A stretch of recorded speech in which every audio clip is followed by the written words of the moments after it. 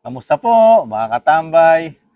Si Kamanong po sa Tambayang Makabayan. Ito po, komentuhan po natin yung sinasabi po na puro China po ang pinoproblema po ng ating bansa.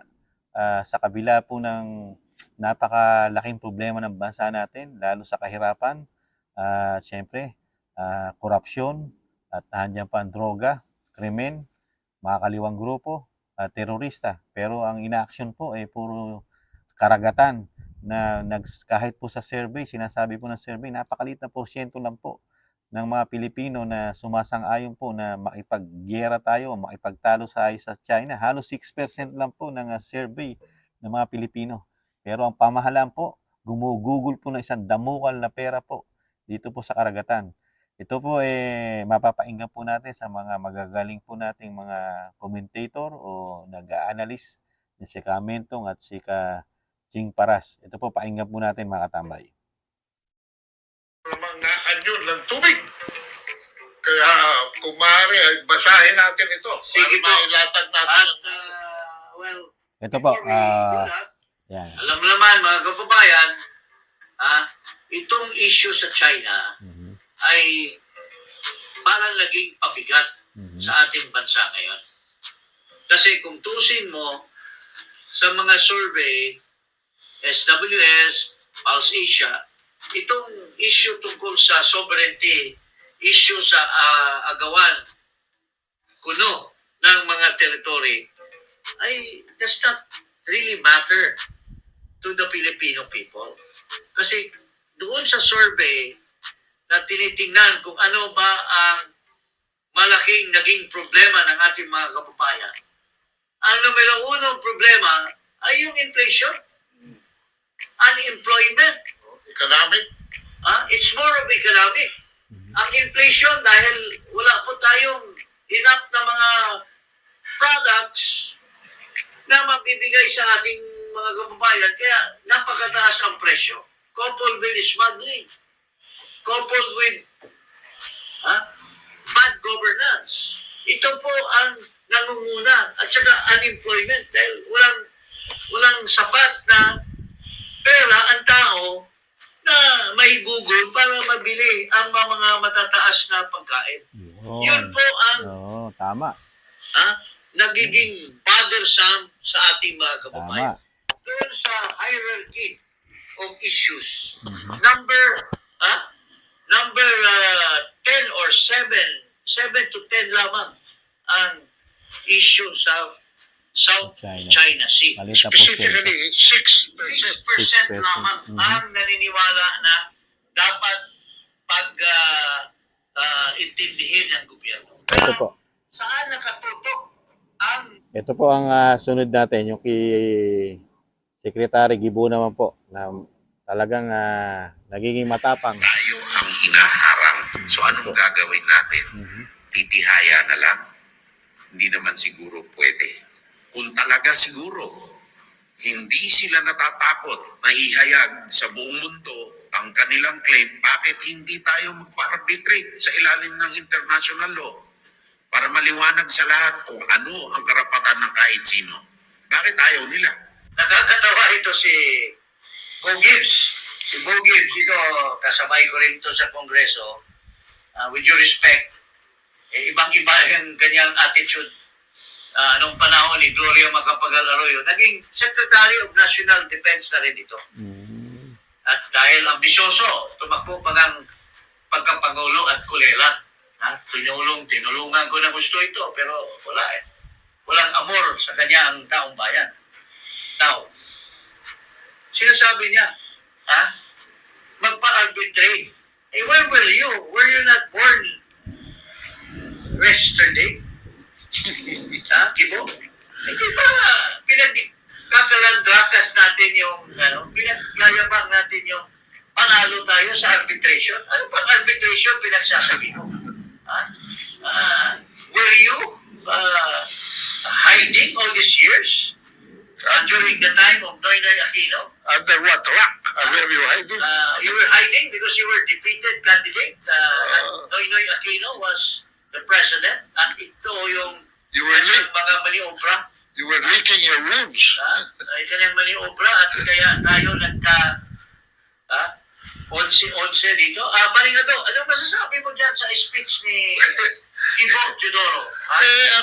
Ako'y lito-lito rito at nagtataka, Secretary, dahil abogado si Secretary Teodoro. Nakapagtataka na nanguna siya ang top notcher sa 1989 Philippine Bar Examination. Nag-top. One of the top. No, top notcher, 86%.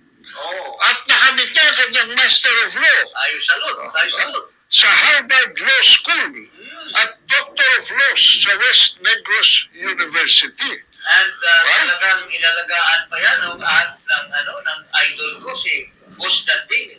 Oo. Inalagaan pa siya ng gusto ni Boss Danding. Pero the rest was history. Oo. Sige. Pero walang kamuang ito si Gibor sa mga kabubuhan na sinasabi niya.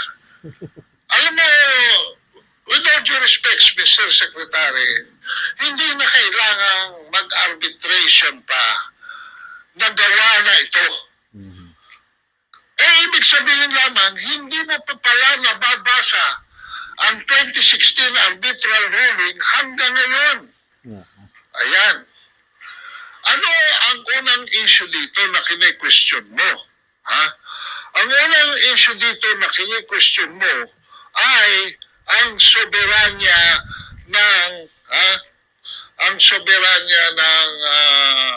China. Ang pangalawa, ang kine-claim nyo kasi sa inyong argumento ay meron tayong soberanya dyan dahil yan ay ating exclusive economic zone. Hindi nyo alam ang inyong pinagsasasabi. Nagahalo-halo ang definisyon ng mga katagang binabanggit ninyo. Bakit? Sapagkat ang Ayungin Shoal ay hindi kwalifikadong exclusive economic zone dahilan lamang na ito ay within 200 nautical miles from our baselines in Palawan. Bakit? Dahil ang sabi ng arbitral ruling sa submission number 14 ng Pilipinas, ito ang ruling.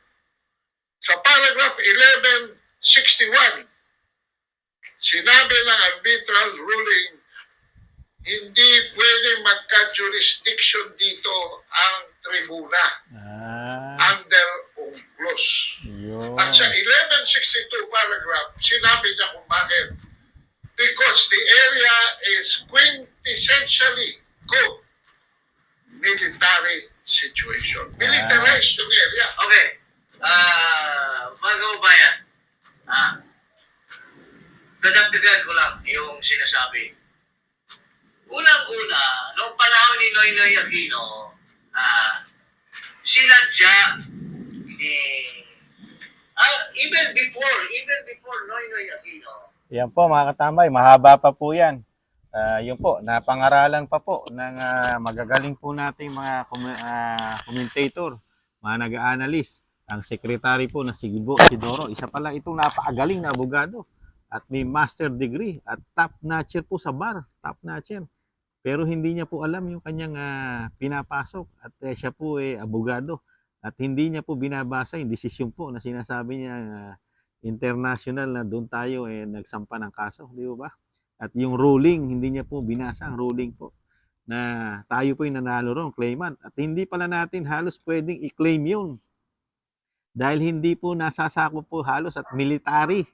Halos military area po ang nangyayari po doon sa Ayungin Shoal. At talagang dapat lang po doon sa tingin ni Kamanong ay pag-uusap. Matibay na pag-iipag-usap sa China. Di ba? Dahil parehas pong claimant. Di ba? At mismo ang sinasabing tribunal na international, hindi rin po nila magawang ipatupad yung sinasabing pagkapanalo natin, di ba? Wala po silang po pwedeng gawin.